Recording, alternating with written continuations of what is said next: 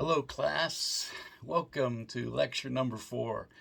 Here we are in week number 4, and we're again looking at personalities from the Old Testament and what leadership style they use to motivate God's people and to accomplish the task that have been set before them. Again, your required reading will take you into some great studies. And again, for this lecture time, I would like for us to focus once again on one of the main leadership theories. There are 5 leadership theories that come out of leadership research today. And the one I'd like for us to zoom in on would be transactional leadership theory.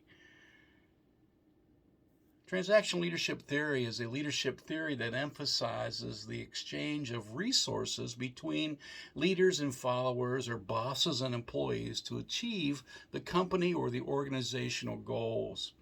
This theory is based on the premise that people are motivated by rewards and punishments, and that their behavior can be influenced by using such incentives. Transactional leaders focus on ensuring that their followers meet predetermined standards of performance by providing rewards for meeting those standards and punishment if they fail to meet those standards. Transactional leadership theory is grounded in the social exchange theory. Perhaps you'll be reading more about that this week. Social exchange theory. It suggests that people engage in relationships to maximize their benefits while minimizing their costs or their risks. In this regard, transactional leadership emphasizes the importance of quid-pro-quo relationship between the boss and the employees, or the leader and the followers. Leaders provide rewards such as bonuses, promotions, and recognition to followers who meet their performance expectations, while followers then provide effort and loyalty in exchange for those things. Transactional leaders use primarily 2 types of behavior to influence their followers: contingent reward and management by exception. Let's talk about each of those for a moment. Contingent reward behavior involves setting clear goals and objectives for followers and providing rewards for those objectives when they are achieved. The rewards, we know, can be in the form of salary increases, extra days off, bonuses, promotions, any incentive that would motivate followers towards working towards the goal of the organization or the company would be used. In contrast, management by exception involves simply monitoring followers' performance and intervening only when necessary. In this case, the leader would only act when followers fail to meet their performance targets, and the intervention would most likely take on the form of corrective measures such as reprimands or warnings. One of the key advantages of transactional leadership is simplicity and clarity. Research makes this very clear. The use of clear performance goals and rewards for meeting those goals provide a clear framework for followers to use, which helps reduce ambiguity and confusion in the workplace. Such clarity can also help to increase follower motivation, as they are aware of what is expected of them and what they will receive in return for meeting those specific expectations. Also, transactional leadership can be effective in situations where tasks are routine and require very little creativity or innovation. Transactional leadership has some limitations. Again, research makes this very clear. Let me point out some of the things that research mentions about the limitations of transactional leadership. One of the main criticisms of this theory is that it relies heavily on external motivators, such as rewards and punishment. This approach may be effective in the short term, but it does not necessarily address the underlying reason why followers are motivated or demotivated, like other leadership theories would do.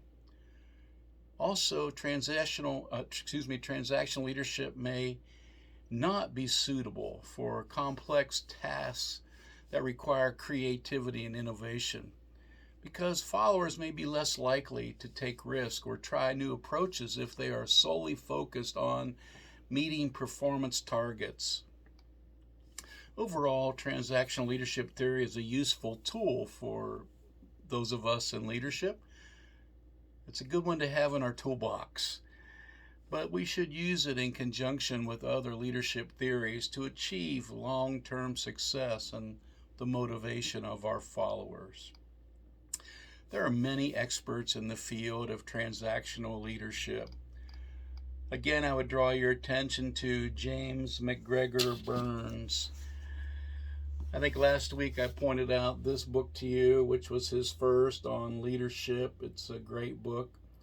And he argues that transactional leaders use rewards and punishment to motivate their followers and to achieve specific goals, but he does a great job of noting the limitations to that.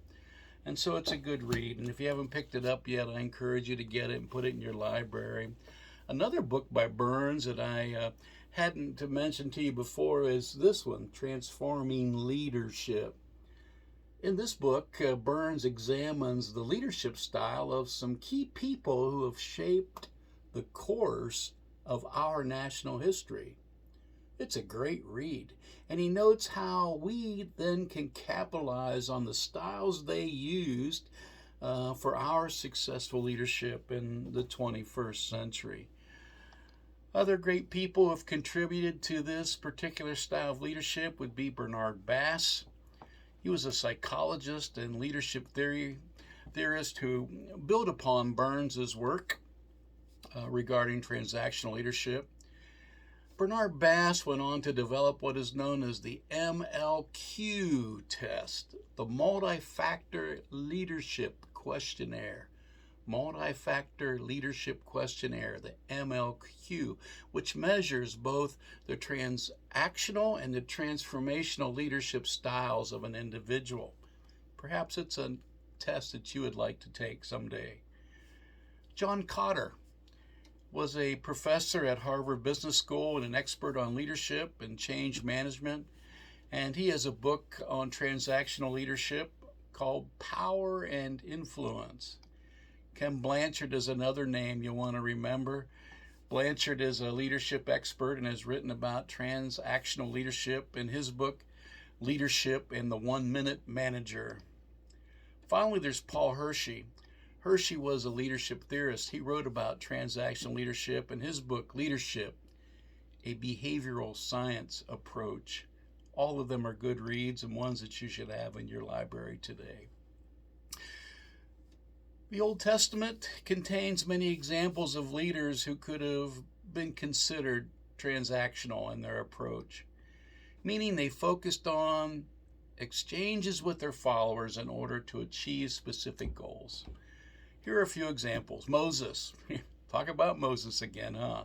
What a great man, a great leader. But we know that as he led Israel out of Egypt and into the promised land, he used a leadership style that was largely transactional. He negotiated with God on behalf of the people, so here he is making a deal with God so that the people can have a reward or not receive a punishment. And also we find him negotiating with the people so that they can have God's favor. He also punished those who disobeyed his commands.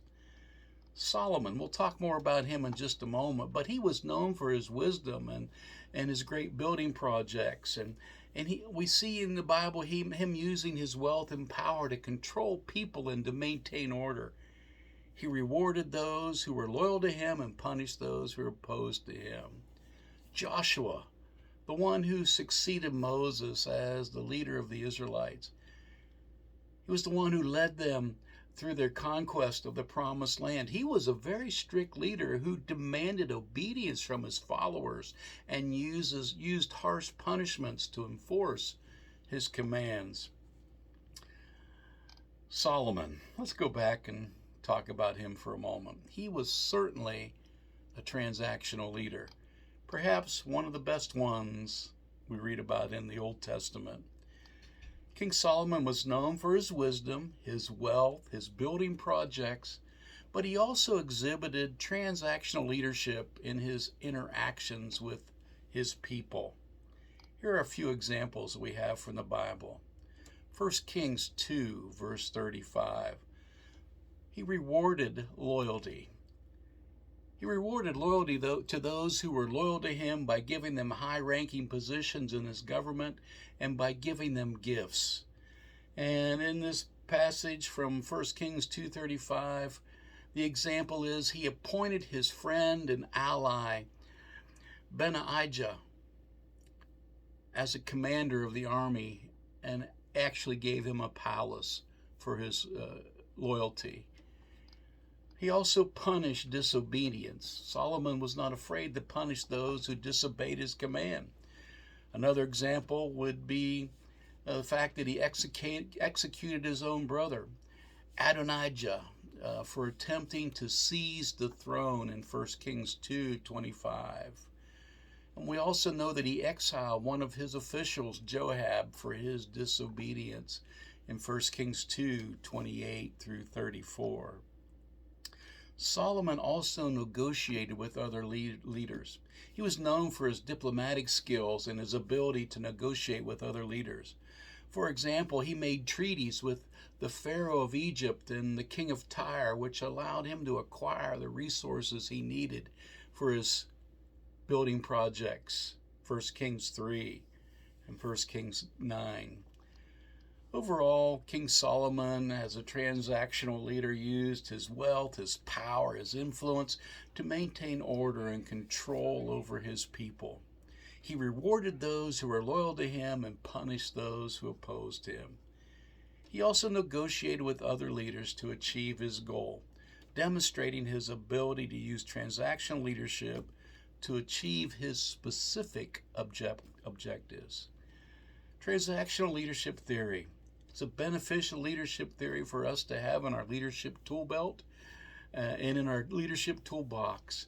It may not always be applicable in the group or the occasion which you will be leading, but is one that will at times be very useful and helpful.